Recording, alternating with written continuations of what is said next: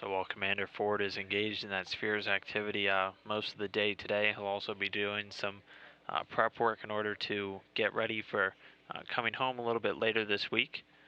Aside from all of this experiment and maintenance activity, he was able to take some time out of his day yesterday to do a ham radio pass with some students in a public school in Australia. Why don't we take a listen to that conversation from yesterday? Today we are acting from Italy as a telebrand station for Mount Ousley Public School in Fairy Meadow, Australia. Are you ready for the first question, Kevin? Over. I'm ready for the first question from Mount Ousley. Okay, Kevin.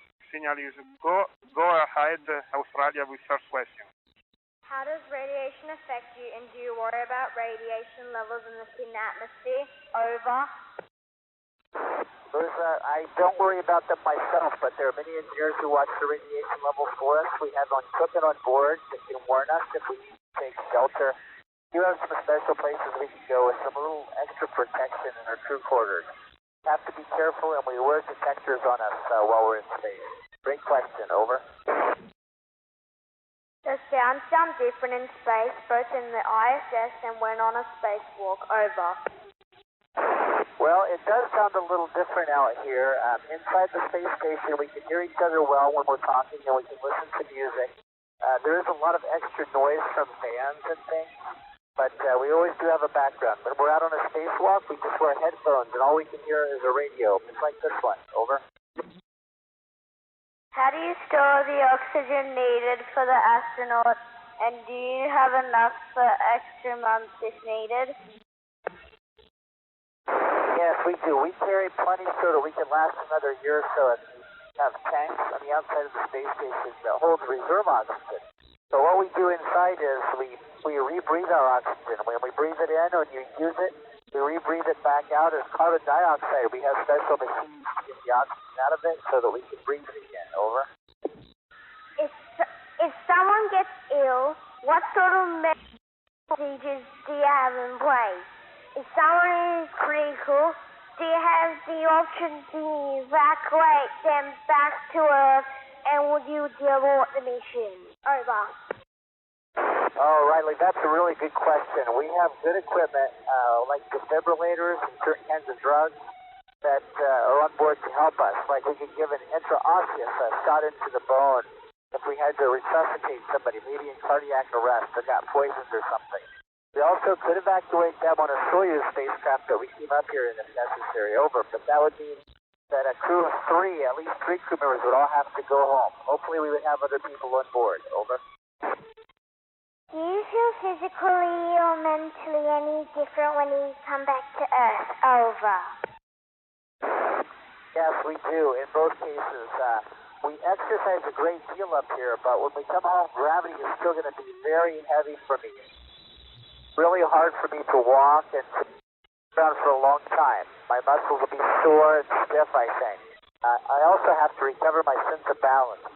But as for mentally, I think it will just be getting used to all the people again and wind and the weather, because up here is a pretty sterile environment. Over. How do you know whether it's night or day?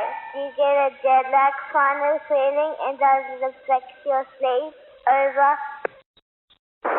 Well, I'm happy to say I don't get jet lag and it doesn't affect my sleep. But whether it's night or day, we work on a 24-hour clock just like on Earth, and we use Greenwich Mean Time for our daily clock. So we wake up and we go to bed at the same time on our watches every 16 times each day. We see light and dark. So if we look out the window, the sun rises and sunsets 16 times every day.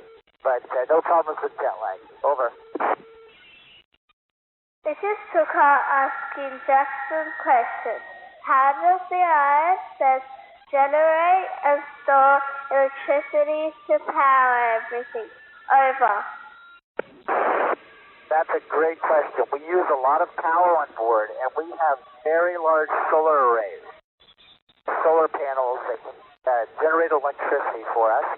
When we're in the sunlight on our orbits, we can put it all into batteries and store it. so that when we're in the nighttime of our orbits, we can use it out of the batteries.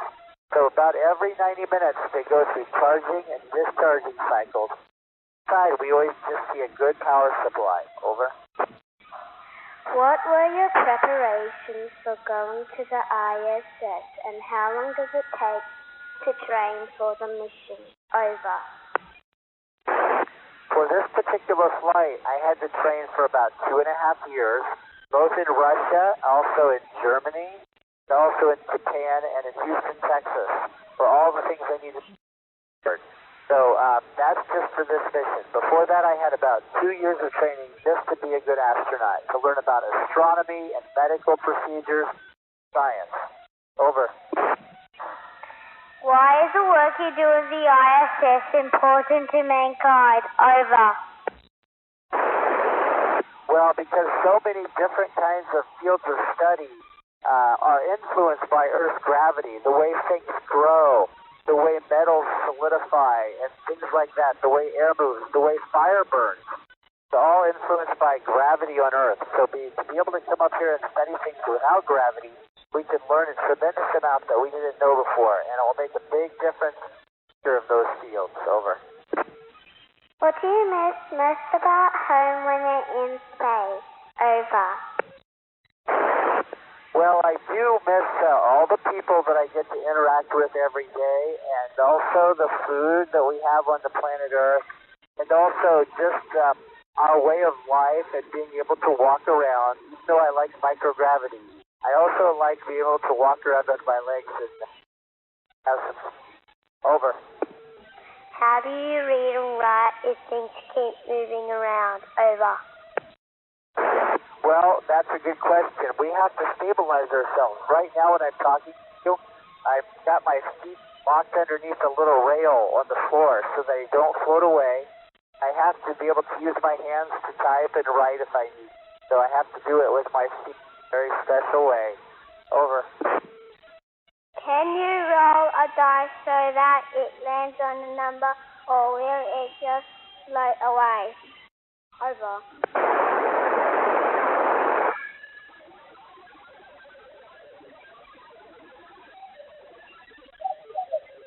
Well, dice doesn't really work up here. So we can't play cards or dice or like that if it's not made a very special way.